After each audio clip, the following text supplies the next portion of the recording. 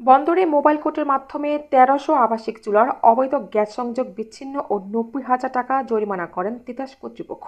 Senior staff reporter Liton বিশ্বাস জানান, সোমবার সকাল থেকে বিকেল পর্যন্ত অভিযান চালিয়ে নারায়ণগঞ্জের বন্দর উপজেলার মালিবাগ বাস স্ট্যান্ড, দেওয়ানবাগ, মুরাদনগর এলাকায় মোট ৩টি স্পটে প্রায় ৯ কিলোমিটার এলাকায় আবাসিক বাড়ির ১৩০০টি চুলার অবৈধ গ্যাস সংযোগ বিচ্ছিন্ন করেন ও ৩টি আবাসিক বাড়ির মালিককে ৯০,০০০ টাকা জরিমানা করেন তিতাস কর্তৃপক্ষ। প্রতিটি বিতরণ লাইন উচ্চ পয়েন্ট থেকে কিলিং ক্যাপিং করা হয়েছে। নারায়ণগঞ্জের জেলা প্রশাসকের কার্যালয় সিনিয়র সহকারী এক্সিকিউটিভ ম্যাজিস্ট্রেট মোহাম্মদ তারিফাল তাওহিদ, প্রকৌশলী মোহাম্মদ জাহিন আমির খান, সহকারী প্রকৌশলী মোহাম্মদ নজরুল ইসলাম, সহকারী প্রকৌশলী মোহাম্মদ শাহ আলম রনি এদের নেতৃত্বে অভিযান পরিচালনা করেন।